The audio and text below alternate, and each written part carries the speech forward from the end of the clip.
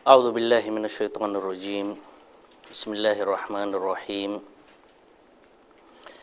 الحمد لله رب العالمين والعاقبة للمتقين ولا عدوان إلا على الظالمين،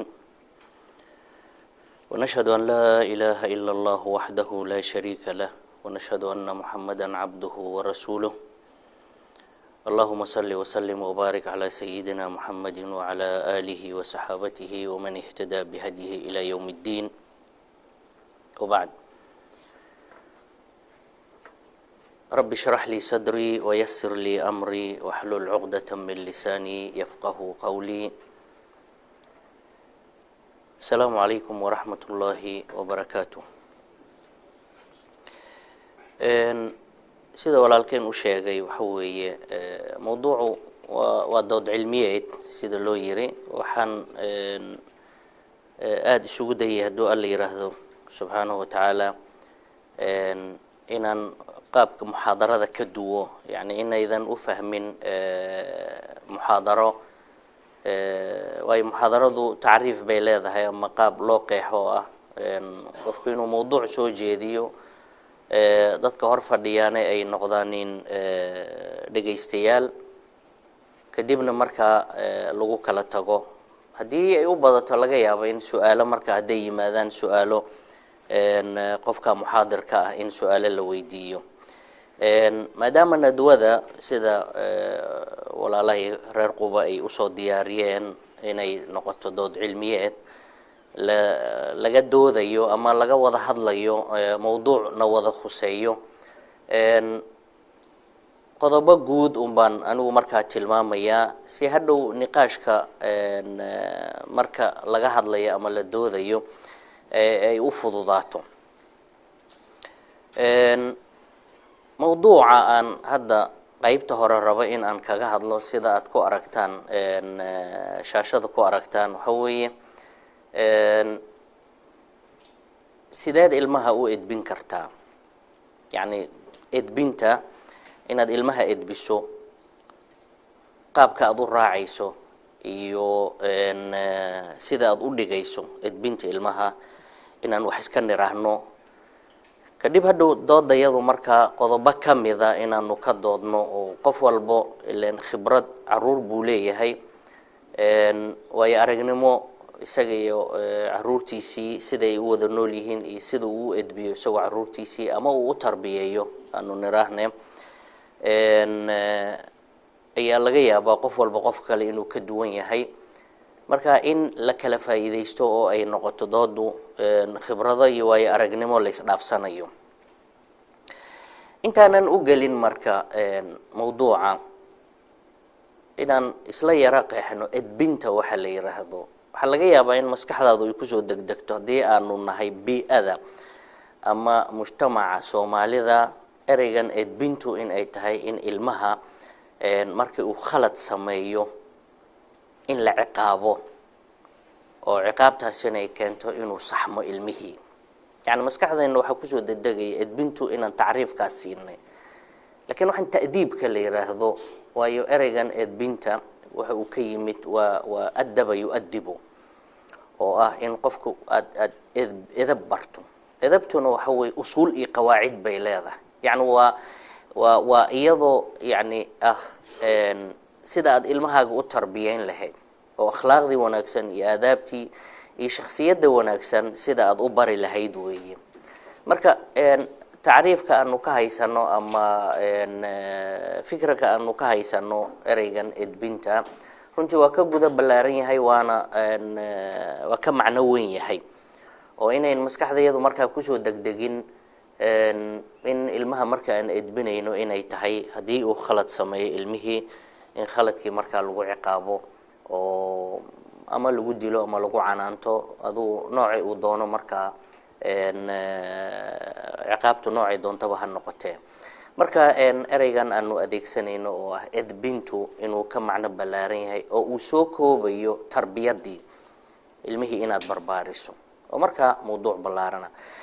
u gadagali mayo mawduuca tarbiyadda iyo ahmiyadiisii iyo waayo si fiican baad uga dharagsantihiin in mawduucan uu laga maarmaan u yahay. laakiin mawduucan sideed ilmahaaga u edbin kartaa waxaan u gelaynaa qaab camali ah oo yani practical ah hordhac baan u samaynaynaa kadibna nuxurka mawduuca qodobada aanu rabno inaanu ka hadalno u gelaynaa kadibna waxaanu samaynaynaa gabagabo yani inaad markaa ila socotaan mawduuca waqtiga loo koobayna waxaan aad u rajaynayaa inaanu ku soo ururino hordhaca marka aanu u samaynayno mawduuca ah sideed ilmahaaga u edbin kartaa waxa weeye waa laba qodob qodobka u horeeyo waxay jirto qaacido ama halkudhigaasina culimada tarbiyada ay runtii aad inta badan ay ka hadlaan oo mar walbana hordhac looga dhigo mawduuc kasta oo tarbiyada ama barbaarinta ama edbinta ilmaha looga hadlayo oo ah baro ilmahaaga inta aadan la dhaqmin runtii waa qaacido weeye oo muhiim ah waalid walbana laga doonayo ilmahan aad rabto ilmahaadaa dhalay ilaahay subxaanahu watacaala aduu kaa soo beeray laakiin haddana shakhsiyadiisa ayuu leeyahay oo ilaahay u abuuray subxaanahu watacaala waayo sida muuqaalkiisa abuurineed ee ilaahay uu ku abuuray uu kaaga duwan yahay adiga ayaa haddana dabeecadiisa iyo shakhsiyadiisuna ay kaa duwan tahay qof la dabeecada ama la shakhsiyad ah ma jiro ilaahay subxaanahu watacaala waa kala duway marka in aad barato ilmahaaga inta aadan la dhaqmin adigu inaad barato dabeecadiisa shakhsiyadiisa qaabkii aad u toosin lahayd sidii aad ula dhaqmi lahayd in aad barato waa laga maarmaan inta aadan la dhaqmin haddii kale waxa imanayo in khalad uu meesha ka yimaado ama isfaham waa in uu yimaado tusaale haddii aad doonayso inaad qof la shirkowdo inaad la gasho shirkad noocay doontaba shirkadda ha noqoto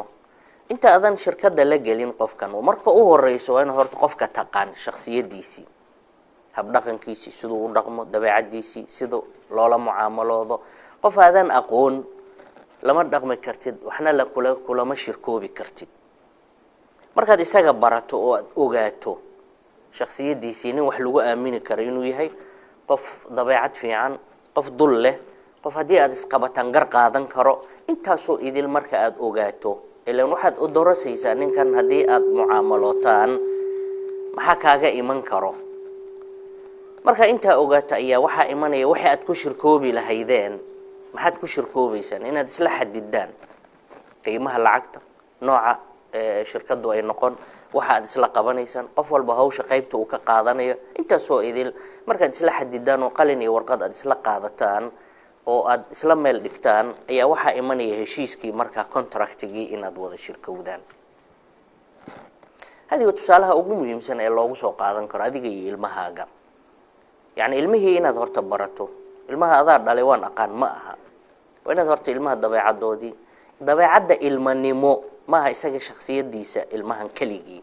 laakiin dabeecadda ilmanimo ilmaha inta ay yar yihiin dabeecado gaara ilaahay subxaanahu watacaala ku abuuray buu leeyahay in aad dabeecadaha barato sida loo xaliyo dabeecad kasta ee kaa hortimaada ee ilmuhu ay leeyihiinna in aad markaa adiga aad taqaan sidii aad ilmihii kula dhaqmi lahayd wixii aad kula dhaqmi lahayd markaa inaad iyana barato oo ah usuushii tarbiyadda oo qodobka labaad aan u imanayno ee ah barbaarintu waa cilmi leh xeerar iyo nidaam la raaco barbaarintu isagama timaado habkan ah inuu qofku wixii uu doono iyo sidii isagu ula muuqato inuu wax ku tarbiyeeyo laakiin usuul iyo qawaacid bay leedahay oo culimadu u dejiyeen usuushaasi qawaacidaasina waxa ay salka ku haysaan nusuustii ilaahay subxaanahu watacaala uu dejiyey ama qur-aanka ha ahaato ama sunnadii nabiga calayhi salaatu wasalaam iyo dadkii hore ee saalixiinta ahaa sida ay markaa iyagu wax u tarbiyeynayeen dhaqanka caadada ah iyo sida aabahay ama waalidkay igu soo dhaqi jirayna inta badan kuma socoto tarbiyadda saa darteed waxa weeye labadaa qodob waa muhim yani in waalid kasta uu marka hore la socdo baro ilmahaaga inta aadan horta la dhaqmin oo waxa ilmanimadu iyo tarbiyadu ay kaaga baahan tahay iyo ilmahaasi waxay kaaga baahan yihiin inaad taqaan iyo in ay barbaarinta cilmigan tarbiyada la yiraahdo in uu leeyahay usul iyo qawaacid iyo xeerar la raaco oo nidaam lagu raaco in uu leeyahay. waxaan u galeynaa marka nuxurka mawduuca yagii oo ah habka edbinta ilmaha inaan u gallo oo ah sideed u ta'diibinaysaa ama u tarbiyeynaysaa ilmahaaga. waxaanu ognahay waxa weeye bani aadamka ilaahay subxaanahu wa tacaala abuuray ama makhluuqaadka guud ilaahay subxaanahu wa tacaala uu abuuray makhluuqa ugu muddada dheer in la tarbiyeeyo ama la wado waa bani aadamka weeye. markaad makhluuqaadka kala fiiriso iyagoo dhammaystiran oo socdo ayaa ilaahay subxaanahu wa tacaala abuuray buurahan iyo dhirtan iyo jamaadaadkaas oo idil iyo xoolaha marka aad fiiriso muddada ilmanimada ay xooluhu ku jireen way ka yar tahay muddada ilmanimadu uu bani aadamku ku jirayo. neefka xooluhu waxa laga yaabaa markii uu dhasho inuu hore ka istaago oo uu socdo sanad kadibna ama 2 sano kadib hadba yani xooluhu siday u kala qaraweyn yihiin inay qaangaaraan baa laga yaabaa oo uu markaa isagiiba uu noqdo neef weyn oo la manaafacadsado. laakiin bani aadamku waa ka duwan yahay. ilaahay subxaanahu wa tacaala bani aadamku habku uu abuuray baa waxa uu ka duwan yahay habka makhluuqaadka kale. muddada ilmanimadu uu bani aadamku ku jiray way ka dheer tahay muddo dheer tahay makhluuqaadka kale aan niraan xoolaha. fatrada lagu xadiday qaangaarka oo uu mukallaf bani aadamku noqonayo oo lala xisaabtamayo oo markaa mas'uul uu noqonayo waa taqriiban 15 baa lagu xadidaa laakiin waa in ku agdhow markii uu noqonayo ama 14 13 xiliyadan hadda waa lagu qaangaaraabo ama laga yaabo 16 inuu ku qaangaaro laakiin على العموم dhowr iyo 10 sanadood bay ku qaadani ilmaha muddada ilmanimadu uu ku jirayo. muddadaasi weeye muddada marka waxa weeye la rabo in la dhiso waxa loo dheereeyay xikmadda ilaahay subxaanahu wa tacaala oo ka leeyahay waxa weeye waa insaankan waa mukallaf way amaanadii ay samaawaadka iyo dhulka iyo buurihii ay diideen ayuu xambaaray oo la raba amaanada in uu guto. amaanaduna waa amaano culus sida ilaahay subxaanahu wa tacaala uu u tilmaamay. marka amaanadaasi uu guto waxa uu u baahan yahay muddo dheer oo runtii ay ku qaadato in la barbaariyo la koriyo la tacliimiyo wax la tusaaleeyo ilaa uu noqdo shakhsi dhammaystiran oo amaanadaasi qaadi karo mas'uuliyadaasina gudan karo ilaa uu noqdo. idan يعني والدك مسؤولية مركز سارن وحوي مدة دير بقى وحا لغا ربا مالي والد كاسي إنه مسؤولية دا سيقبتو مدة دير أي لغا دوني والدك إنه مسؤولية دا سيقبتو مركو إلمها أو الرشو ولو علماء علم بربارين تيكب اللابان غورما وسؤال لسويدية غورما إلمها إن لبرباريو أو لإدبيو أي باللابان إيسا وسؤال فران أو علماء آد إيو قدودين marka waxa aad loo tilmaamaa aabahu intuu uusan ilmuhu hooyadood guursan bay bilaabanaysaa oo bilcaks iyana waa la mid hooyadu inta ayan dooran ilmaheeda ay dhali doonto aabahood ay barbaarintu bilaabataa oo ah inay isxushaan weeye. taa marka uu guda gali mayno ka hadli mayno laakiin waxaanu ka hadlaynaa waxa weeye waaqac marka uu yimaado ilmihii uu dhasho ayaanu ka hadlaynaa. waxay muddadaasi markuu ilmaha dhasho ilaa 15 ama 14 inta uu ilmuhu ku qaangaaro mukallaf ku noqonayo muddada dheer ayaa waxa ay culimadu runtii u kala qaybiyaan 3 marxaladood ba loo qaybiyaa. marxalad kastaana waxa ay leedahay marka tub la raaco ama qaab loo raaco barbaarinta ilmaha la barbaarinayo. 3 marxaladood waxaanu ka bilaabaynaa waxa weeye marxaladda koobaad oo ah marxaladda ilmanimada u horeyso ayaanu ka bilaabaynaa.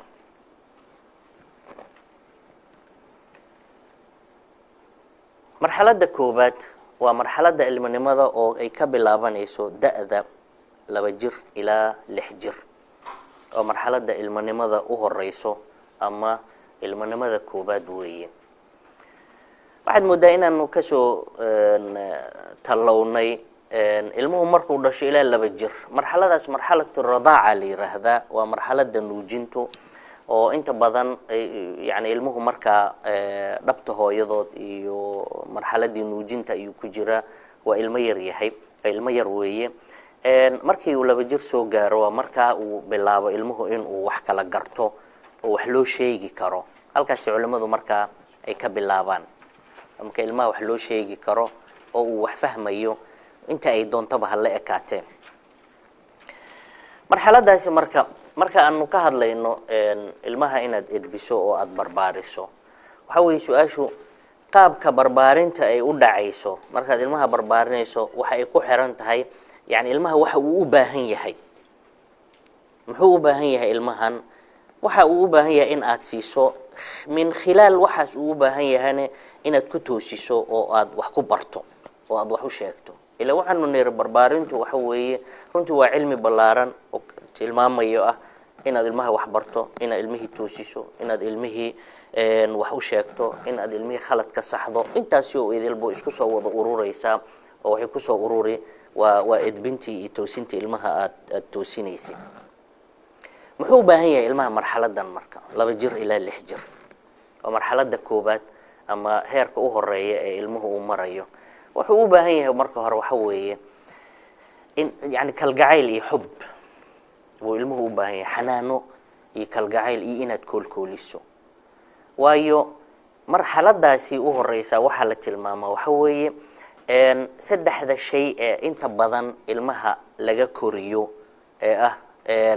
aqliga afar baan yiraahdaa aqliga iyo caadifada iyo jirka iyo nafsiyada ilmaha nafsiyadooda marxalada koobaad waxay aad ugu baahan yihiin waxa weey in caatifo ahaan loo koriyo yani emotionally ilmaha waayo ilmuhu waa yar yahay wuxuu u baahan yahay meel uu dugsado wuxuu u baahan yahay qof uu ku soo hirto wuxuu u baahan yahay qof uu dhabtiisa ku fariisto wuxuu u baahan yahay qof uu dareemo in uu jecel yahay oo aad u soo dhaweeyo waayo maxal yiraahdaa cawaatifta ilmaha iyo caadifadooda ayaa waxay ka xoog badan tahay qaybaha kale ee ilmaha uu u baahan yahay gaar ahaan aqliga waayo aqligiisa wali ma dhameystirmin oo waa koraya saadarteed buu wuxuu u baahan yahay waxa weeye ilmuhu in kalgacayl aad u weyn iyo soo dhaweyn waana garan karnaa waxa weeye nabiga kaleeyhi salaatu wasalaam ahadiis fara badan inay ku soo aroortay oo runtii sidoo ilmaha u dhunkan jiray sidoo u soo dhaweyn jiray xadiidkii aqra ibn habis ninkaas odaga ahaa u yimid isagoo nabiga kaleeyhi salaatu wasalaam xasan iyo xuseen dhunkanayo sida inuu u fiiriyo wuxuu yiri ma ilmihiinaad dhunkataan inuu yiriyo wallahi 10 baan leeyahay midna kama dhunkan buu yiri nabiga kaleeyhi salaatu wasalaam jawaab fudud oo go'an buu yiri ma la yarham la yurham يعني قفنا يعني dhunkashada ilmaha dhunkanay naxariis tahay buu nabiga inoo tilmaamay يعني ninka lama hadal badan oo dheer laguma orano يعني nin wanaagsan ma tihid oo ilmahaaga ma jeclid iyo halka dhan uma uusan gal nabiga jawaab go'an buu siiyay oo ah qaacida runtii tarbiyadeed oo ah hadaadan naxariisan lagu naxariisan mayo ilaahay subhanahu wa ta'ala ku naxariisan mayo ilmahaaga laftirkoodii ku naxariisan mayaanin markii ay weynaadaan sababtoo ay tahay hadii ilmahaagu waxay aad barto iyo habka aad kula dhaqanto ayuu isana bari kula dhaqmi doonaa oo markii uu weynaado hadii aad u baarinimo fasho oo aad u wanaagsanaato oo aabba jecel iyo hooyo jecel oo soo dhaweeyo madaxa u salaaxo oo xub iyo xanaan iyo kalgacayl siiyo hadii aad noqoto isna markii uu weynaado inta in la mid ah ka badan oo baarin noqosho ah ayuu ku sameeynaya garanayna qisadii ninkii Umar radiyallahu anhu u yimid uga ashtakooda wiilkiisii ee yiri yani wiilkaygu caaq buu igu noqday yani waa igu caasiyay waxba ima siiyo anoo tabar daran oo liito waayeel abuusan waxba i tarin marka uu nabi Umar afwan uu yeeray wiilkii oo uu ku yiri aabaha waa ka soo ashtakooday wuxuu kaaga soo ashtakooday inaadan baari u ahayn oo adan caaq ku tahay yani ad ku caasiday markaasuu wuxuu yidhi ya amiir almu'miniin waxa way saddex shayba iima samayn buu yidhi weydii saddex shay isagaa su-aasha weydiiyey uu yidhi sidee yani aabbaha sidee uu isaguna yani wiilkaa wuxuu ugu jawaabay wuxuu yidhi isagaba marka aan yaraa waa igu caasiyey oo baari iima ahayn sidee baari loogu noqdaa waalidku siduu ilmihiisa baari ugu noqdaa markaasuu yidhi saddex shay buu ugu noqdaa inuu hooyo fiican u xusho inuu magac fiican maxaan kuu sheegaa u sameeyo iyo inuu maxaan kuu sheegaa yani tarbiya fiican inuu tarbiyeeyo oo uu wanaajiyo markaasuu yidhi amiirmu saddexdaba iima samayn bu hooyo fiicanna iima dooran magac fiicanna iima bixin tarbiya fiicanna iima uusan samaynin idan jawaabtuu siiyey baa ahayd yani ninkii inuu yidhi inta uusan ilmahaaga kugu caasin adiga ku caasiyey oo caasi ku noqday yani khulaasadii waxa weeye ma aadan ilmahaagii uma naxariisan si fiican uma barbaarinin doorasho fiican uma aadan samaynin wax wanaagsan uma aadan samayn intii uu yaraa saa darteed haddii isagana uusan kuu samaynin waa waxaad adigu horay u geysatay idan taa waxa weeye runtii waa qodob muhiima waxa uu ilmuhu u baahan yahay edbinta ilmaha marka aad marxaladan marka aad edbinayso waxa weeye in aad xanaan iyo xubbi siiso waa ka mid aadaabtii bay ka mid tahay yani sidan horey usoo tacriifini maaha edbintu ilmuhu markuu khalad galo in aad ku ciqaabto oo aad tiraa waa ku edbinaya oo waayo ereygan erey bixin ahaan afka soomaaliga wuxuu noo galay in markuu ilmuhu khalad galo in markaa la toosiyo ama la ciqaabo wax la sameeyo laakiin waa ka guda ballaaran yahay ilmahaaga inaad xubbi iyo xanaan siiso ood soo dhawayso ood jacayl ku beerto si uu isaguna kuu jeclaado oo aad isweydaarsataan xubbigaas iyo kalgacaylkaasi waa nooc ka mida edbinta weeye sababtay tahay edbintu yoolka aad ka leedahay baa waxay tahay ilmahan inuu berri wanaagsanaado ilmo fiican oo adna kuu baari noqdo oo xadiidkii nabiga calayhi salaatu wasalaam uu tilmaamayay ee ahaa waxa weeye qofka markii uu dhintaa saddex unbaa maxaan kuu sheegaa raacayso oo un wax u tarayso waxaa ka mid ahaa saddexdii waladun saalixun yadcu leh baa ka mid a yani saddexda marka aad dhimato ku raacayso oo kuusii soconayso yani ilmo wanaagsan ilmihii wanaagsanaan wuxuu ku imanaya waxa wey markaad baari u noqoto adiga intuu yar yahay oo aad u muujiso inaad jeceshahay isna markii uu weynaado uu ku jeclaado waxaa imanaysa inuu kuu duceeyo uu baari kuu noqdo kuusoo sadaqeeyo ayaa imanayso tan labaad iyana edbinta ka mida ilmaha da'dan marayo waxaa ka mida in loo sheekeeyo waxna loo sheego sheekadu runtii waxa ay ka mid tahay waxyaabaha koriyo maskaxda ilmaha waxyaabaha wax tarbiyeeyo qur-aanka ilaahay subxaanahu watacaala uu soo dejiyey saddex meelood oo meel waa qasas weeye yani thuluth alqur'aan waa qasas waan garan karaa waxa weeye qasas alambiyaa oo ilaahay subxaanahu watacaala uu inooga sheekeynayay ambiyadii suurado badan uu inooga sheekeeyey qisas fara badan oo amhila uu ilaahay subxaanahu watacaala uu kusoo qaatay dad hore oo saalixiina uu amhilo kusoo qaato dad hore mufsidiin oo mujrimiin ahaa oo ilaahay subxaanahu watacaala amhilo kusoo qaatay markii ay dhibaatooyinkii iyo caasintii ilaahay subxaanahu watacaala ay sameeyeen inuu ilaahay subxaanahu watacaala ciqaabay kul hadihi qisaskaasi waxa way cibra looga dan lahaa in lagu cibro qaato oo lagu waana qaato oo laga tusaale qaato idan u sheekayntu runtii waxay ka mid tahay waxyaabaha ilmaha lagu edbiyo in xalqa loo sameeyo ilmihii loo sheekeeyo sheeko yaroo da'dooda la inaad uga sheekayso in ay fahmi karaanin tusaalooyin in aad usoo qaadato arrin aad rabto inaad ilmahan fahamsiiso ama aad u sheegto 2 jir ilaa 6 jir oo kale inaad sheeko ugu soo qaadato waan garan karaa dhaqanka Soomaaliyeed waxa weeye ayeeyooyinkii sheeko xariirada ka sheekeynaya runtii xikmad weyn tarbiya ku fadhiday xikmad weynna waa ay ahayd ilmaha fiidkii dabka in loo shido halkaas oo fariisto islaanta ayeeya in halka u soo fariisto ilmihii u sheekayso sheekooyinkii walow nooca sheekada marka dib loo eego sheeko xariiradii Soomaalida kuwa badan oo runtii tarbiya ahaan faa'iido u leh baa jiray kuwa badan oo tarbawiyan marka la eegay runtii side effect leh baa jiro laakiin adiga ka waalid ahaan inaad u xulato nooca sheekada ilmaha da'da uu marayo iyo waxa adiga message-ka aad doonayso inaad ilmahan u gudbiso inaad ugu sheekayso waa kamid khaladka aad rabto inaad ka saxdo ilmihii inuu dadka martida imanayo kale inaad inuu ixtiraamo oo uu soo dhaweeyo walaalkii ka yar ama walaashii ka yar inuusan dilin uu wax u ogolaado oo ah yani wax u doorto oo uu siiyo haddii ay wax kula dhegto arrimahaas oo idil oo kamida yani waxyaabaha aad ilmaha ku idbinayso inta aadan waxa amarka qayaxan aadan siinin inaad ilmihii sheekooyin u abuurto aad uga sheekayso sheekaduna waxay kamid tahay waxyaabaha ilmuhu aad u xiiseeyaan oo aad u jecel yihiin marka waa kamid qaabka aad ku idbinayso ilmaha da'dan marayo in aad u abuurto sheekooyinkaasi tan saddexaad waxa weeye ilmaha da'dan marayo waxa aad u koro jirkooda aad u koro marka in laga haqabtiro runtii waxa weeye dhismaha jirkoodii oo waayo dhaqdhaqaaq badan buu u baahan inuu dhaqdhaqaaqo in marka la siiyo fursad uu aad u ciyaaro oo adigu laftirkaaga la ciyaarto adiga laftirkaaga aad runtii u abuurto nooc ciyaaro kamida aad markaa ku ciyaaraysaaniin marka dhaqdhaqaaq badan si uu u sameeyo ilmuhu jirkiisana uu u sameeyo koriin isku dheeli tiran oo uu jirkiisu u baahan yahay waayo tamarta jirka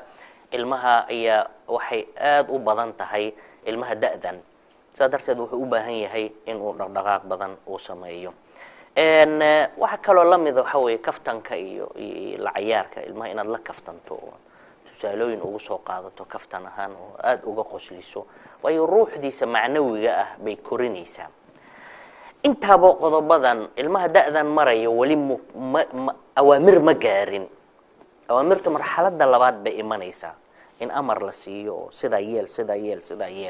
ma gaarin laakiin marxaladan waxaa lagu sii gogol xaaraya waxa weeye in xiriir wanaagsan adiga iyo isaga uu idinka abuurmo ilmahaas ilmihii ku jecel ku xiisaynayo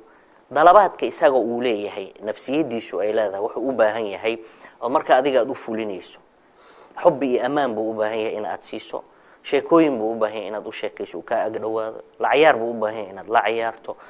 la kaftan buu u baahan yahay in aad la kaftanto inaad fursad iyo jaanis u siiso inuu jirkiisa koro oo uu dhaqdhaqaaq badan sameeyo inaad u abuurto jawi uu markaa runtii dhaqdhaqaaqa ku sameeyo intaasiba waxay ka mid tahay waxa weeye waxyaabaha aad u adeegsanayso ilmahan in aad edbiso waxaa la yidhaahdaa naf wax jecel baa wax adeecdo naf wax jecel baa cidda ay jeceshahay adeecdaa la yidhaha haddii ilmuhu uu ku jeclaado qofka aad jeceshahay oo aad u ixtiraamto kelmadiisu waad qadarin oo kelmadiisu dhulka ku dhici mayso waxaa laga yaabaa inaad ixtiraamka iyo jacaylka aad qofka u hayso in aad waxa uu ku yiraahdo in aad u fuliso dalabaadkiisii waa sidaa oo kale ilmihii yani ilmaha haddii uu ku jecel yahay oo runtii uu dareemayabo in uu ka agdhow yahay wixii aad u dirsato ama wixii aad u sheegto waxaa laga yaabaa in uu fuliyo oo uu ku dhaqaaqo waxaan u gelaynaa marxaladda labaad da'da labaad aan iraahday heerka labaad oo heerka ilmanimada dhexe ah waa da'da 7 ilaa 10 da'dan waxa weeye waa da'da runtii culimada tarbiyadu inta badan waxay yiraahdaan waa da'da marka la rabo in qawaacidii waxa lagu tarbiyeyn lahaa marka iyaga loo saleeyo la siiyo da'dan waxaanu garanaynaa waxa ay ka bilaabanaysaa da'dii nabiga calayhi salaatu wasalaam uu ina amray in ilmaha salaada la amro ilmaha in salaada la amro fiiha xikma marka waayo wuxuu soo gaaray xadkii tamyiizka yani inuu wax kala sooco uu wax kala garto inuu qaadan karo amarka wixii loo kala dhigdhigo oo la yiraahdo sidan iyo sidan iyo sidan iyo sidan yeel inuu kala sooci karo oo uu yeeli karo iltizaamka waxa la yiraahdo inuu iltizaamo ilaan salaadu iltizaam bay rabtaa 5 mar baa la tukan maalintii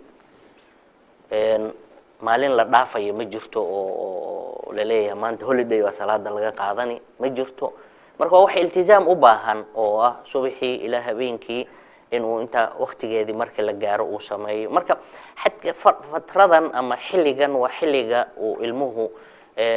wax kala sooci karo oo uu yani commitment samayn karo wixii inuu joogteeyo oo uu iltizaamo saadarteed marka waxa weeye tarbiyada rasmiga ah waxa weeye xilligan ay bilaabataa xilligii hore fatradii hore waxay ahayd gogol xaar baad ku jirtay oo ah ilmahan in baahida isagu uu qabo shakhsiyan inaad u dhamaystirto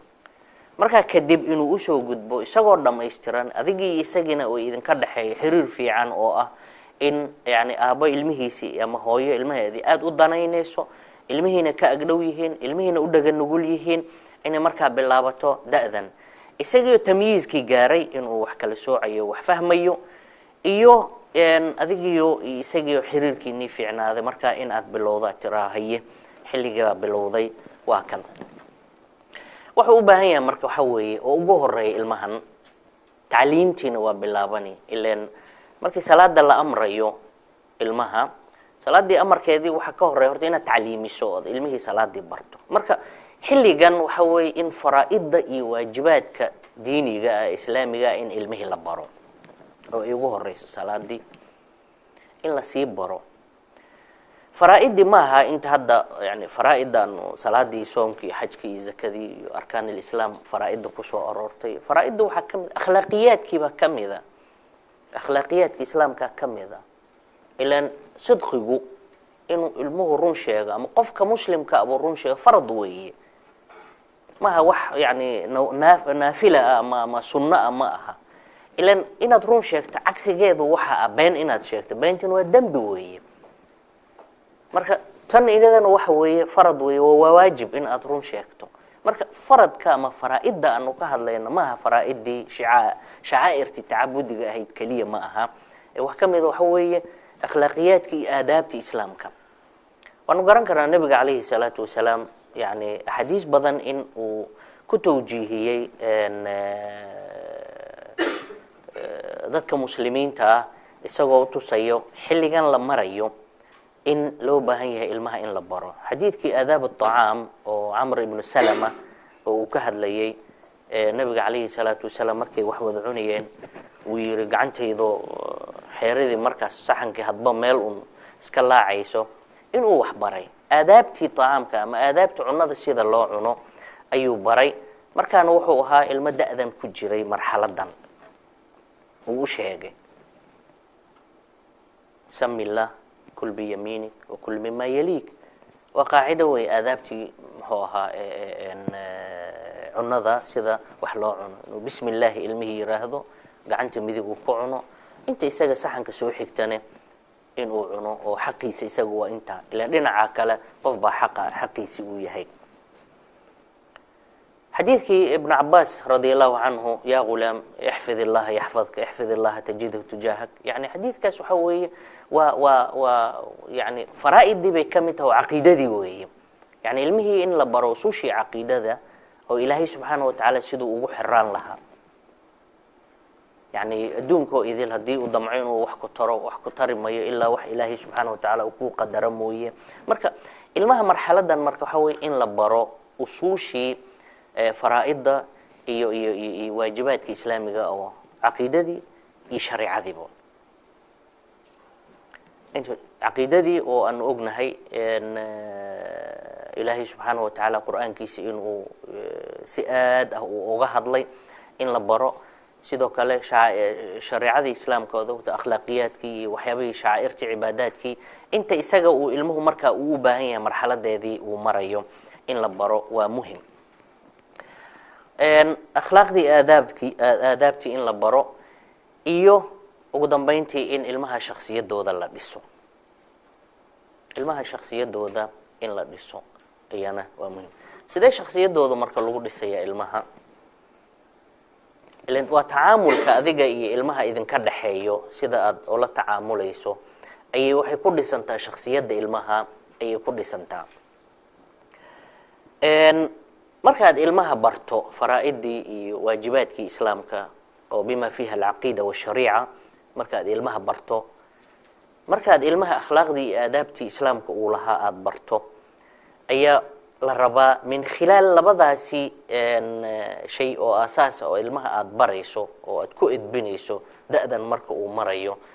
ayaa la rabaa in aad shakhsiyadooda ku dhiso shakhsiyadoodana waxaad ku dhisi kartaa waxa weeye ilmaha in aad barto horta tamyiizka waxa la yiraahdo inuu wax sax ah iyo khaladka kala sooci karo in aad barto waxa sax ah waxa khalada inuu ilmuhu yaqaan inaadan adiga aadan marnabo waayo marka la leeyahay ilmahan shakhsiyadooda in aad dhisto yani isaga la rabaa inuu meel maro ilmaha inaadan adiga rumuudka u hayn mar walbo oo uusan robot noqon wad xagga u leexo xagga mar xagga yeel adan laakiin inuu isagu noqdo inuu yaqaan waxa saxay waxa khaladka inuu isagu iska reebi karo adiga aad u noqoto marka hage in aad hagto inuu kaaga sheekeeyo ilaan hadii waxaan maraaxishu way isku xirxiran tahay hadii marxaladii hore aad bartay ilmaha inaad sheekaysataan oo u sheekayso marxaladan dhexe marka uu yimaado waxa way go'imayso sheekadii oo xiriirkiinii sheeka waa inay socoto laakiin waxa imanayo in ilmihii isagu uu ku yimaado isagu uu ku sheekeeyo tii hore adaas u sheekeynayay laakiin tan isaga ku sheekeynayo ku imanayo wixii qabsaday wuxuu iskuulka kala kulmay wixii uu kala kulmay hadii uu baaga aaday hadii uu dugsiga yimi hadii uu saaxiibadii la kulmay in uu kaaga sheekeeyo adigu markaa aad ka hagto halka atira sida wiil fiican baa tahay si fiican baad yeeshay sida waa laga haboona ma fiicneen in aad yeesho waanu u iman doonaa mawduuca labaad oo qaabka wada hadalka waalidka iyo ilmaha baan u gali doonaa usuusha markaas aad raacayso ama qaabka aad u raacayso laakiin waxa weeye midaan u imanayno waxa weeye shakhsiyadda dhisideeda ilmuhu in aad inuu isagu wax kala sooci karo wuxuuna ku iman kartaa waxa weeye inaad barto waxa sax ah iyo waxa khaladka ah in aad barto way ku iman kartaa way ahadiista nabiga kaleey salaatu wasalaam inta badan oo idil waxa weeye waxay ku imanaysay inuu ilmaha marka uu la hadlayo sida hadda Amr ibn Salama oo kale inuu marka u sheego ilaan aadaab bay leedahay marka la cunayo aadaabtii buu u sheegay markuu Amr ibn Salama ka hadlayay wuxuu yiri yaani maalintaas sidoo nabiga igu sheegay wixii ka dambeeyay qaab cunistayda sidaasay ahayd yaani waa ku dhagtay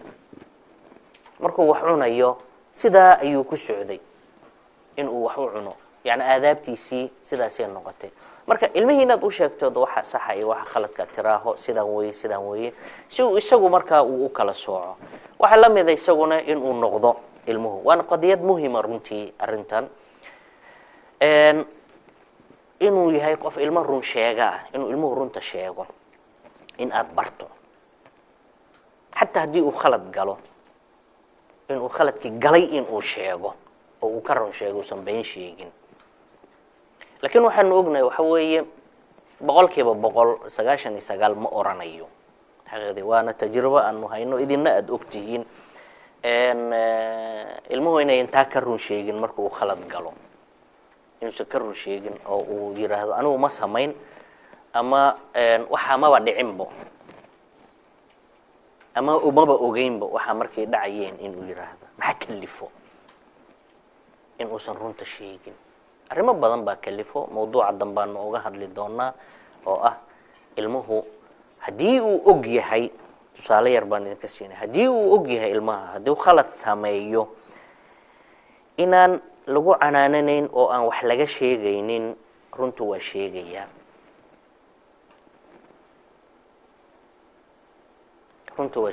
waa ka hadlaya wuxuu leeyahay khaladkaasi waa dhacay marka adiga qaabka aad u xalliso ilmahaaga hadii uu khalad galo ayay waxay ku xiran tahay ilmuhu inuu kuugu waramo wax kuugu sheego hadii aad qaab aqli aad ku xalliso ilmihii khaladku waaba dhacaybo oo hadda khaladkii ka soo noqon mayso oo laga ma soo noqonayo lama oranayo maxaan ku sheegaa khaladkii ma dhacayo laakiin sida aad ku xallin lahayd waxa weeye ilmihii inaad ka toosiso khaladkan inuu mar damba dhicin laakiin hadii aad canaan iyo qaylo iyo ama dilba aanu niraahne aad ka hor keento waxa weeye ilmuhu waxa abuurmay markii uu khaladka sameeyo in uu yiraahdo kulli waa lagu canaano waa lagu dili waxa uu sheegay inuu marka naftiisa amaan bido ama naftiisu ay amaan bido in uu qariyo waxan si aan loo canaanano loogu qaylinin wax looga sheegin laakiin hadii uu ogeen loo naseexaynayo hadal jilcan oo qabow oo degan wax loogu sheegayo loona aqli celinayo la oranayo sidan iyo sidan aad sameysay waa laga haboona khalad buuna aha ha u noqon mar dambe waa imanaya soo dhigiran marka waxyaabahan yaani loo leeyahay ilmaha in shakhsiyadooda dhisto in uu run sheego waxa in aad barto runtu in ay lama huraan tahay runtu in ay lama huraan tahay oo loo baahan yahay inuu ilmahaasi noloshiisa uu ka run sheego xataa haddii uu khalad galo inuu keeno waayo marka aad ilmuhu barto kullu ibn aadam khata wa khayru al-khata'in at-tawwabun xadiiska nabiga calayhi salaatu wasalaam noo tilmaamay waa qaacido weeye runtii waa dabeecad ilaahay bani aadamkan ku abuuray weeye inuu bani aadamku khaldamo inuu bani aadamku gaf sameeyo laakiin gafku kan dadka ugu wanaagsan inuu gafka ka soo noqdo haddii usuushaasi qawaacida ilmuhu uu rumaysan yahay waa ka run sheegaya cidana kugu qabsan mayso laakiin in aad ka noqoto in aad ka toobad keento khaladkaas inaad mar dambe u noqon arrimahaas waa inaad kaas marka waa waxyaabaha ilmaha shakhsiyadooda dhisto way waxa ay baraysaa waxa weeye ilmihi inuu noqdo ilmo aanan runtii daciif ahayn ilmo adag oo ka run sheegayo noloshiisii adna waxay ku fududeynaysaa waxa weeye inaad ilmihii si fudud oo la mucaamalato oo aad kula dhaqanto kalgacayl iyo wanaag inaad kula dhaqanto oo aad isu run sheegtaan oo aad khaladkiiba aad ka saxdo markaa hadba mar intuu cusub yahay in aad ka saxdo tan saddexaad waxa weeye shakhsiyadiisa ku dhis in aad kalsoonidii inuu noqdo ilmaha isku kalsoonidana waxay ku imanaysaa waxa weeye hadba xiriirka idinka dhaxeeya adii isaga hadduu xiriir wanaagsan yahay ilmahaas kalsooni u qabaya hadduu ammaan haysto gurigu uu ammaan ku haysto kalsooni buu qabaya haddii uu ilmuhu og yahay in baahidiisi wuxuu u baahan yahay oo idin loo laga haqabtirayo kalsooni ayuu isku qabaya haddii uu og yahay yani in aabihii iyo hooyadii ay yihiin dad mar walba mutaabacay oo la socdo oo isagii siinayo توجيهات iyo talooyin siinayo waa isku kalsoonaanaya hadii uu og yahay isagii in laga tala gelinayo waxyaabaha guriga ka dhacay oo uu yahay qof ra'yi ka dhiibanayo oo ka hadlayo shakhsiyadiisii inay guriga shakhsi kamid inuu yahay uusan ahayn alaab taalo sida alaabada guriga taalo alaab kamida oo remote control-ka loo hayo hadii uu og yahay inuu san taa ahayn kalsoonidii waa ay dhisaysaa waa mawduuc runtii aad u ballaaran qaabka ilmaha kalsoonida loogu dhiso ilmaha identity-gu maaha yani jinsiyadiisii kaliya identity-ga waxa weeye isaga yani waa ilmuhu shakhsiyad kalsoonidiisa isagu siduu isku qabayo in runtii loo dhiso iyana waa muhiim marxaladda saddexaad haddii aan u gudubno oo ah da'da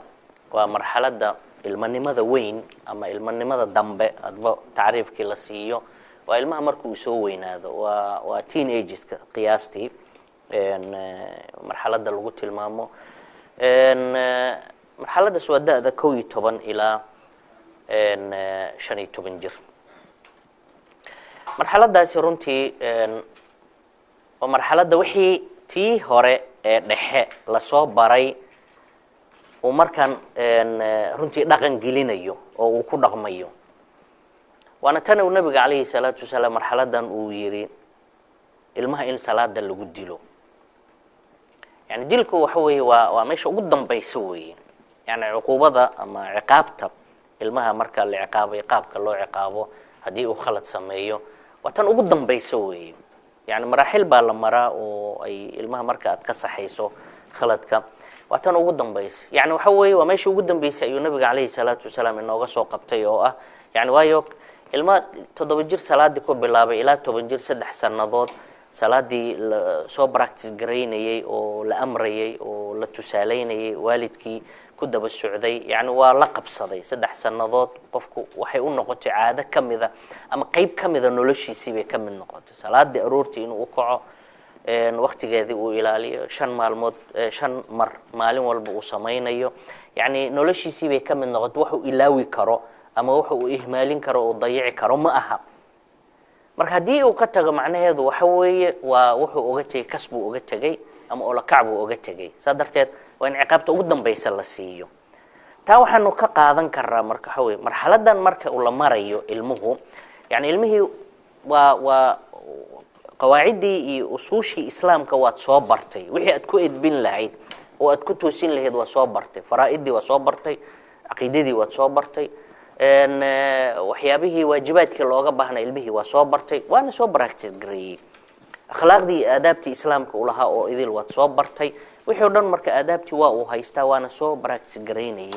marka marxaladan la marayo waxa weeye waxay u baahan tahay ilmaha qaabka aad ku idbinayso waxa ugu horeeya inaad ilaahay subxaanahu wa ta'ala xusuusiso waayo wixii aad soo baraysay akhlaaqdii iyo aadaabtii iyo faraa'idii iyo sharaa'icdii iyo aqeedadii aad soo baraysay oo idil waa ilaahay subxaanahu wa ta'ala diintiisii weeye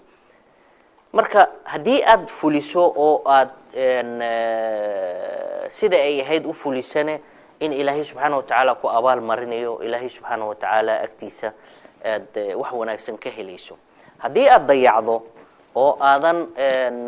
sida ay ahayd aadan u fulinne inaad ciqaabteeda mudanayso marka xusuusintaasi inaad ilmihii ku wado inaad xusuusiso waayo quraanka ilaahay subxaanahu wa ta'ala marka aad aayadihiisa aad u akhriso waxa weeye xusuusintu waxay ka mid tahay waxyaabaha uu quraanka wasaa'ishu aad u adeegsaday waxaan tadkiirka la yiraahdo yani in la xusuusiyo dadka macluumada ama shayga iyagoo dadkii og in loogu soo celceliyo la xusuusiyo xusuusnaada macnaheedu waxa weeye wixii qofkii waa yaqaanaa waa bani aadam waxa mar walba ku lifaaqan oo dhinac socdo waxaan halmaamka la yiraahdo iyo waxa ku dhinac socdo waxa weeye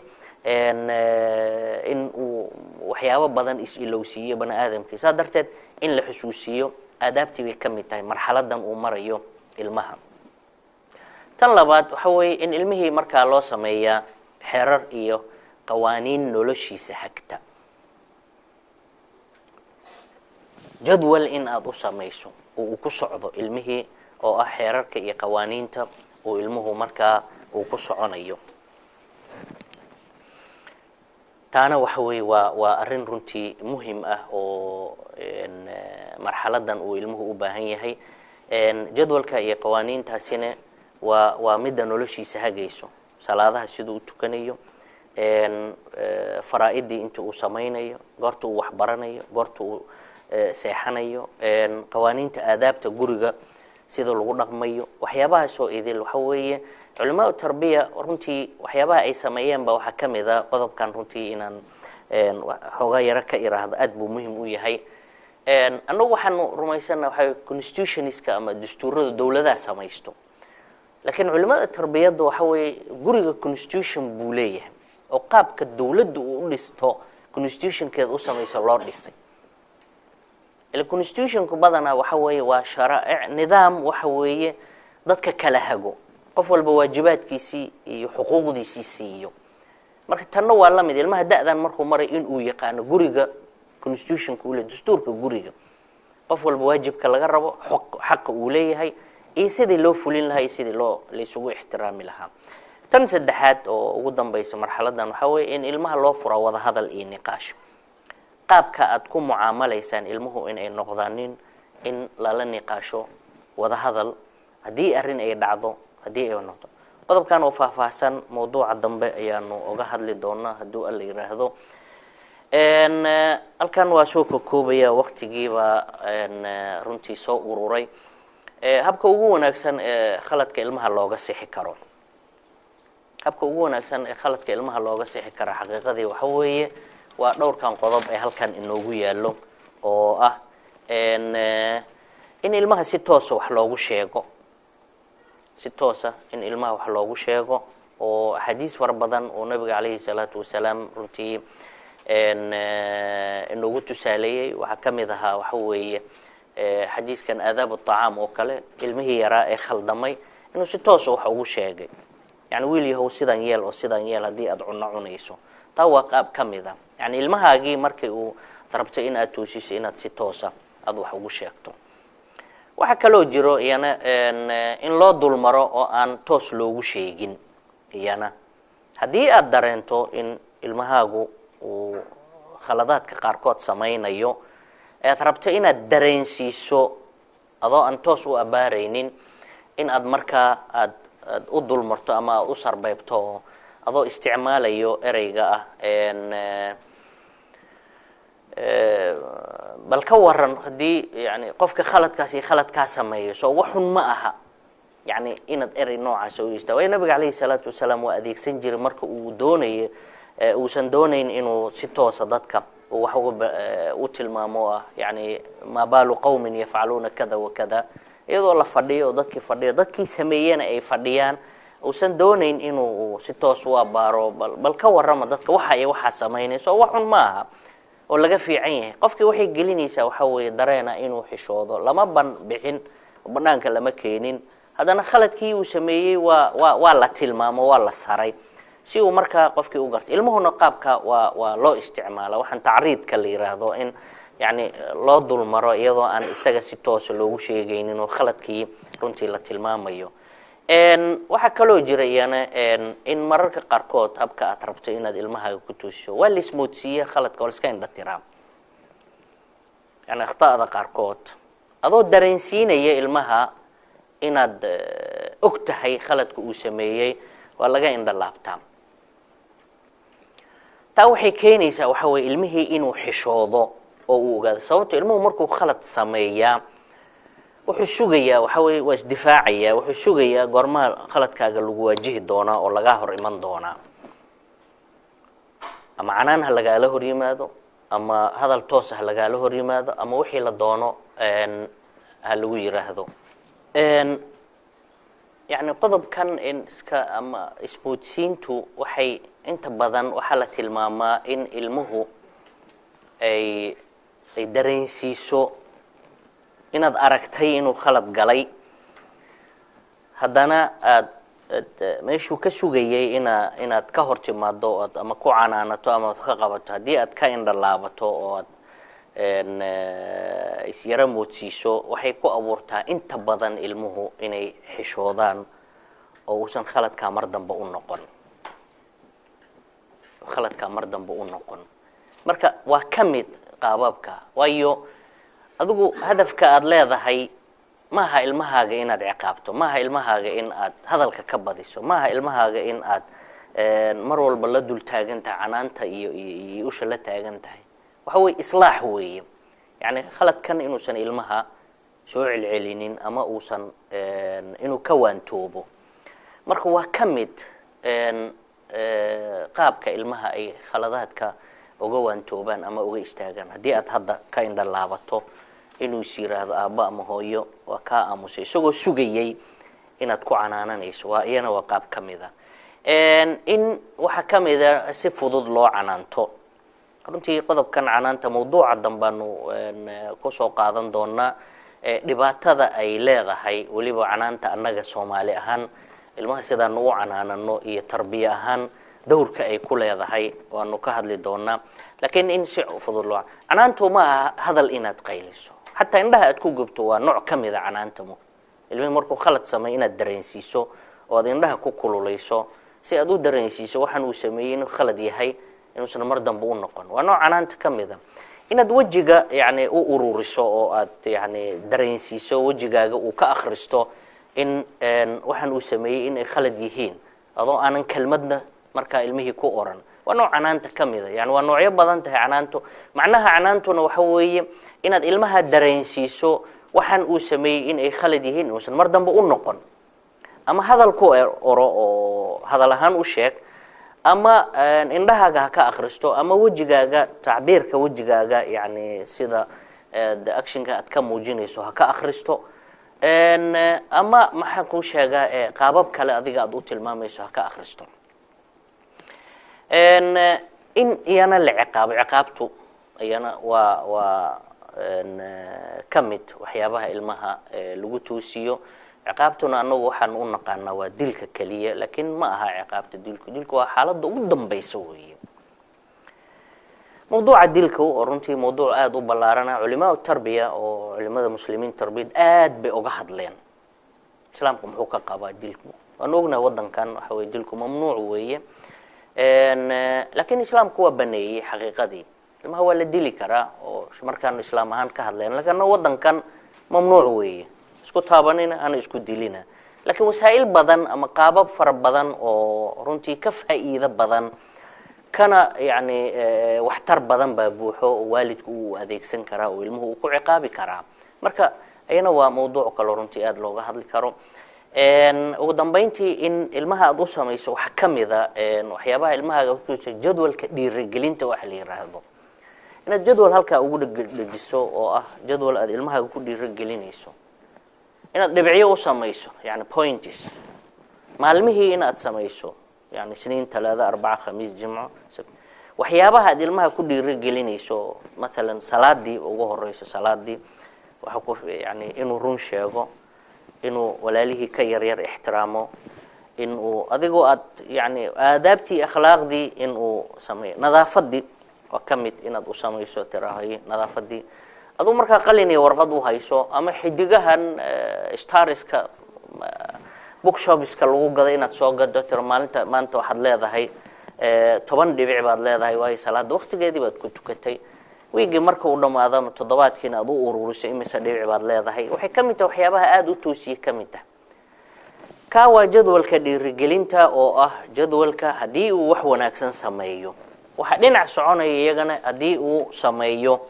wax xun sameeyo duu been sheego duu walaalkii ama walaashii dilay hadii uu salaadii ka dib dhacay ama uusan tukan hadii uusan nadaafadii ilaalin hadii qolkiisa yani markii uu ka soo baxayay sariirtiisii iyo buwaagtiisii hadii uusan nidaaminin iyadana points iyo minus ah inaad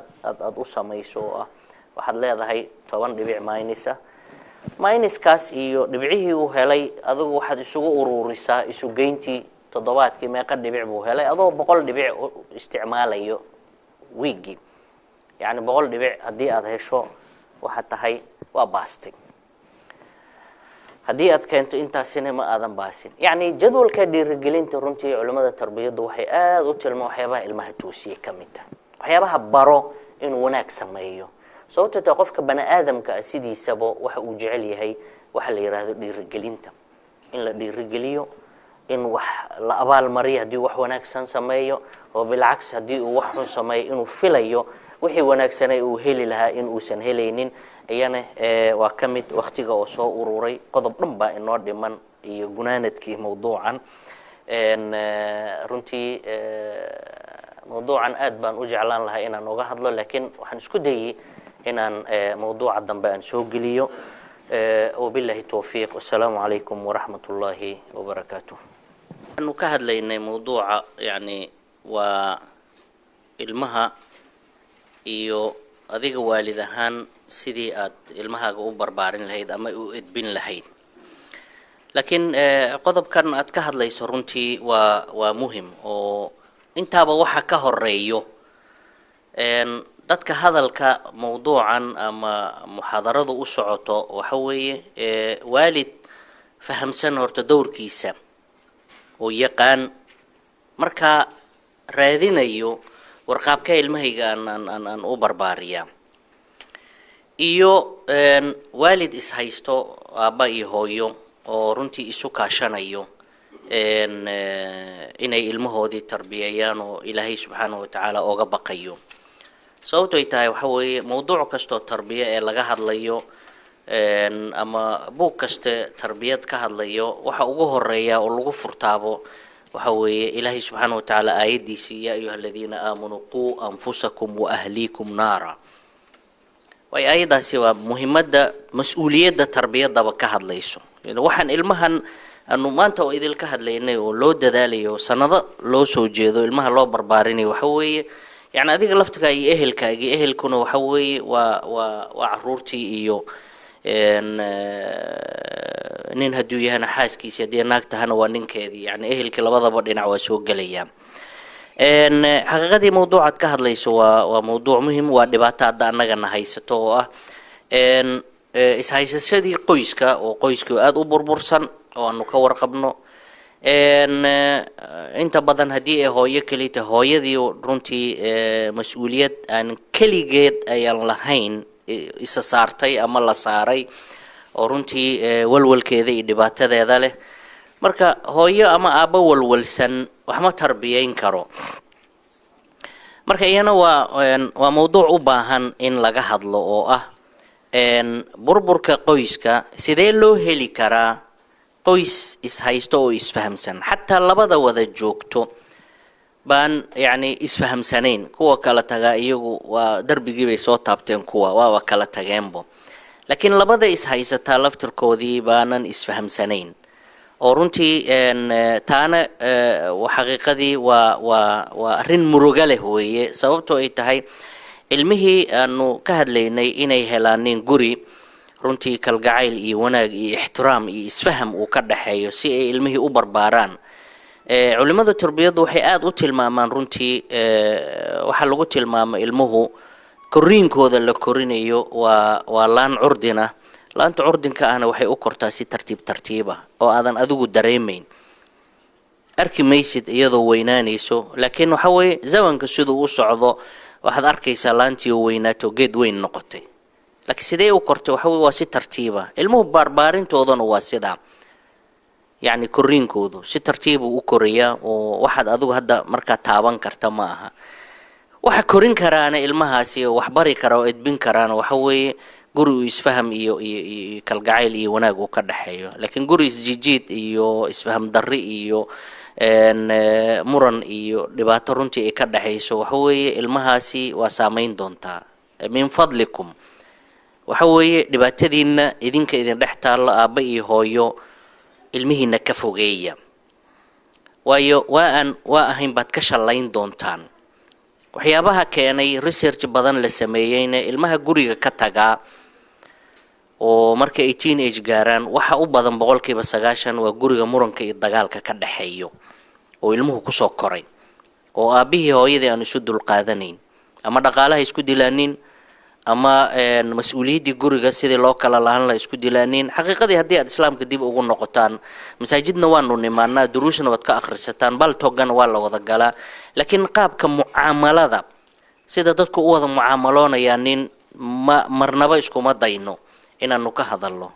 war islaamku wuxuu xadiday waajibaadka ninka iyo waajibaadka naagta maxay soo keenayo muran iyo dagaal keenayo waxay ma qabanayo waxba ma ayan qaban waxa keenayo waa su'aal runtii mararka qaarkood aad istiraawa jahli ninku mas'uuliyadiisina ilaahay waa xadiday naagtu mas'uuliyadka ay guriga ku leedahay ilaahay subhanahu wa ta'ala waa xadiday dib ugu noqda nusuusta ogaada muaamalada qaabka ku muaamaloonaysan aabaha iyo hooyada ay ku wada muaamaloonayaan ilaahay subhanahu wa ta'ala waa xadiday nabiga kaleey salaatu wasalaamna waxa way aad buu oga hadlay sida ay u wada muaamaloonayaan وكينيو مودي كالجعيل رحمة كيني يسفهم إن ليسوا دلقاتا وليسوا صبرا وقف والبقف كلا خلت كيسا كين دلابتا أو وصن وحبك سوق قاذنين هدي وشيء يعني سي أدب له أو أسلوب له إنه وشيء أو عن دجال كجرين أنت أبو حيابو إسلام كنا أمر يكميته وحيابها وإذا الوحي عاونيسا وحوي المهاجي بعاونيسا مركي وأركا به هو يدي runtii wanaag iyo kalgacayl ka dhaxeeyo isna waxa ku abuurmay ilmihii wanaag iyo kalgacayl laakiin aabihii hooyadii isqabta hadii uu arko de isaguna wuxuu arkayaa xubin kamida weeye guriga waxa weeye qaacidada lagu dhaqmaya waa isjiid weeye isna wuxuu abuurayaa ilmihii in isna dhinaciisa wax ka jiido walaalkii dilo walaashii dilo ama uu ku qayliyo ilaan hooyadii aabihii buu ka bartay marka labada walaalihii ka yaryara uu ka soo gudbo inuu marka hadana u yimaado aabihii iyo hooyadii in uu yimaado marka xaqiiqadii waa muhiim qodobka walaalkeen uu ka hadlayo ah war yani qoyskii in marka hore horta bal iyagii usuusha tacaamulka sida loo dhaqmo inay bartaan wadankan ay joogaaniin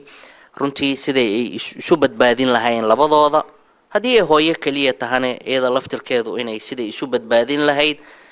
si ay ilmaheeda ay u badbaadsato taasaan oran waxaan ku dari lahaa waxa weeye dood cilmiyeedyada markaskan uu runtii samaynayo kulay sida walaalaha idin sheegan tan kaliya noqon mayso waxa weeye kulana badan oo mawduucan looga hadlay in lagu soo daro waxa weeye qoyska iyo sidii uu kaalinta uga qaadan lahaa ilmaha barbaarintoodii wabillahi xiriirka waalidka iyo canuga maxaa burburin kara waxaan koow ka dhignay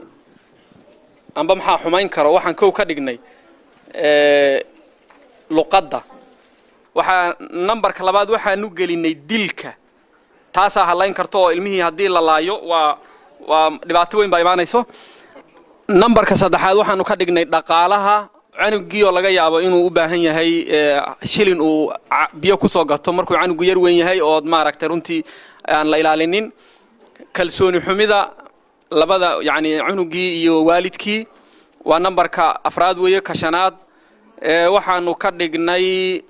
cayda oo cunuga maaragtay runtii la caayo intaan baanu soo qornay marka biidin halkana waxaanu niri waxaan niri ciyaalkii oo la baro luqadda af Soomaaliga ah waalidkana ay bartaan luqadda kale maaragtay Ingiriiska waa number 2 numberka labaad waxa weeyo in si haboon wax loogu sheego oo dilka runtii maaragtay una waxba keenin soo sheekhu sheegay numberka saddexaad in caruurta baahidooda maaragtay la ilaaliyo oo canuga hadii uu maaragtay mararka qaar kood maaragtay guriga iyo banaankaba in la ilaaliyo tusiyaan kalsooni iyo maaragtay kalgacayl waxaan ku soo gabagabeynay oo midda ugu muhiimsan aanu niri ugu dambayso in ay noqoto barashada diinta islaamka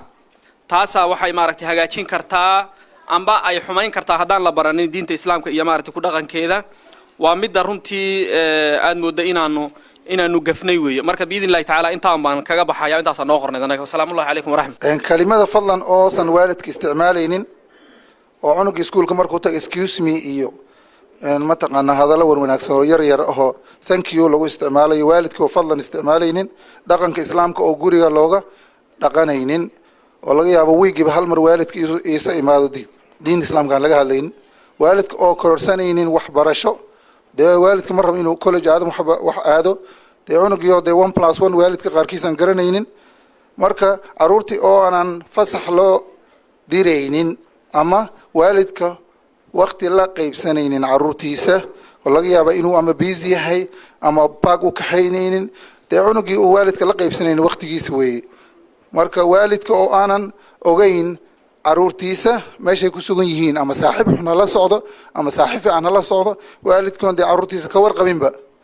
dib ka yimid guuritaan badan Afrika aad soo noqo Asia aad soo noqo Yurubta kale aad soo noqo dib badan oo ka yimid xagga guuritaanka yaa isku afgarteen kooxda Hidaaya wassalaamu alaykum warahmatullaah anaga waxaan ku soo koobnay qodobadan qodobka koowaad waxaanu isfaham la'aan waalidka iyo ubadka taasi oo ku qaabsaabsan xagga luqadda noqon karta bee'adan laftigeed noqon karta qodobka labaad waxaanu waalidka oo qiimeyneen ilmaha fikirkooda iyo baahiyooda taas oo ah ilmaha in la dhageysto bal wuxuu sheegay laakiin waalidka wax laga yaabaa inaan ilmaha waxba u arkay waxaan sheegayba waxaan qiimo lahayn ama uu yiraahdo aamusba ilmaha inta badan lama aamus laakiin in la dhageysta ka wanaagsan marka hore kadibna la qiimeeyo qodobka saddexaad waxaanu waalidka oo aaminsan barbaarintii dhulkii hooyo uu ka yimi iyo ilmaha isaguna aaminsan dhaqanka halkan isaguna labadaas oo laftigooda contradictions ku sameynaya labada laftigooda contradictions ku sameynaya aanu aragnaa qodobka afraad waxaanu caburin ilmaha oo aan helin macnaa ciyaar dhaqdhaqaaq ku filan waalidka oo isaguna xal mooda aqalka inuu ilmihi ku hayo isagoo ka ilaalinaya ilmihiisa inuu banaanka u baxo ama dhibaato joogto taa laftigeedu waxaanu aragnaa inay tahay isfaham la'aanta waalidka iyo ubadka waxa kale oo ku jira doorka ay yeelan karto ilmaha waalidkaas haysta macnii guriga haduu yahay guri aan xasiloonayn oo waalidkii aabiyo hooyadii aan qaar aan heshiis ahayn taa laftigeedu waxaanu aragnaa in ilmaha dhibaato ku tahay qodobka toddobaad ama lixaad waxaanu nidhi waqtiga oo aan maaraysanen lack of macnii timeka oo aan macnii maaraysanen oo iska furan oo waalidku ama ilmaha laftigiisu aanu maaraysanen ilmihii game ku galaya waxa laga muddo badan ku lumiyo ama TV lagu meel waalidka laftigiisa telefoon buu inta ku hadlaya marka guriga laftigiisa management aanu ka jirin timeka waqtiga sabab xagga dhaqaalaha ka ayaan nidhi oo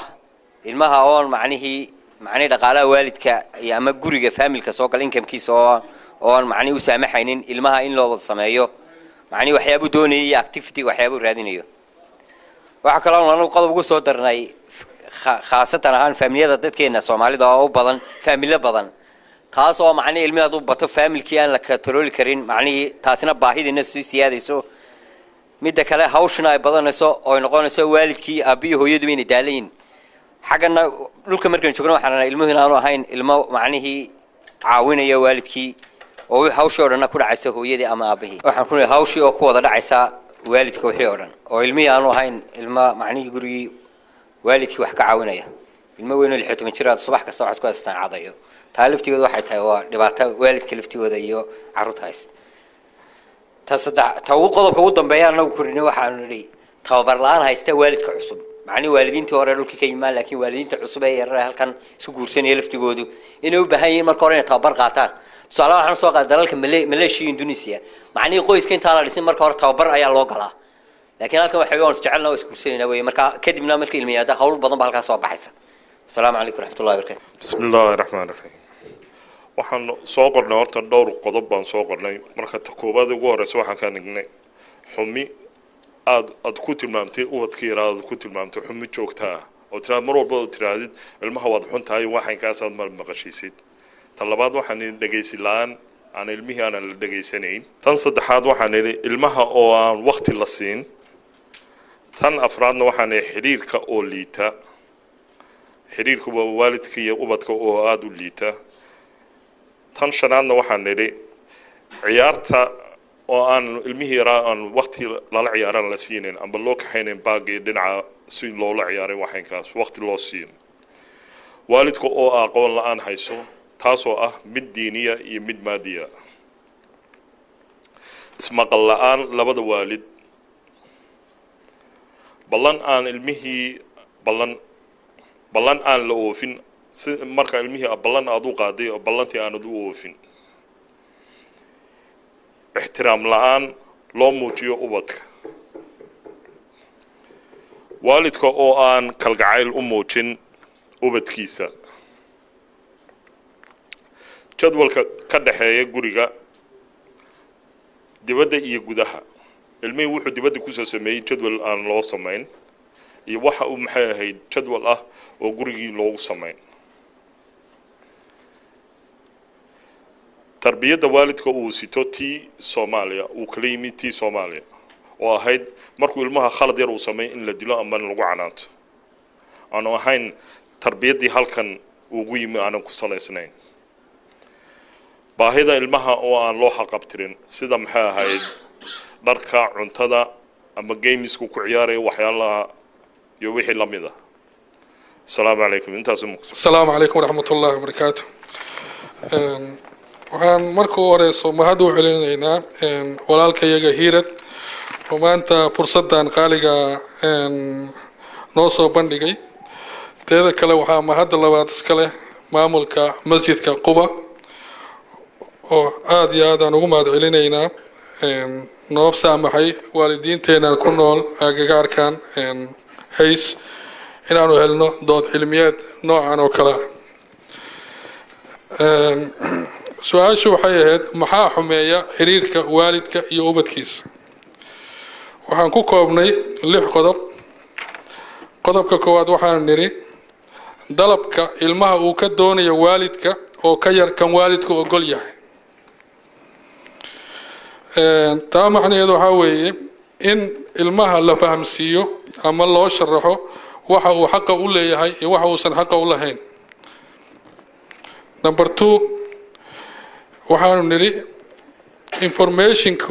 informationka ilmaha uu og yahay oo ka badan kan waalidka og yahay waxaa dhici karta waalidka inuu information badan uusan ka ogeyn biyadan ilmihuna uu arko waalidkii inuu waxba la socon uu yiraahdo aab iska daa waxa moogid halkaas ka fariiso odaygu uu iska noqdo aalad guriga ka mid oo iska dhex taagan oo waxba aan la socon ma garatay number 3 waxaanu niri xiriir saaxiibtinimo oo aan ka dhaxayn waalidka iyo caruurtiisa waxaan ka bixinay iyadana faalla yar oo ah taasoo maaragtay waalidka keeni karta si uu helo xiriir joogta caruurtiisa inuu la sheekaysto la ciyaaro taasoo keeni karta in ilmaha waalidka wax badan ka ogaado tusaale ahaan aaladan hadda waalidka badanaa wareeriso leeyahay Facebooka waalidiin waxaa jira haday maqlaan moodaba maaragtay cudur guriga soo galay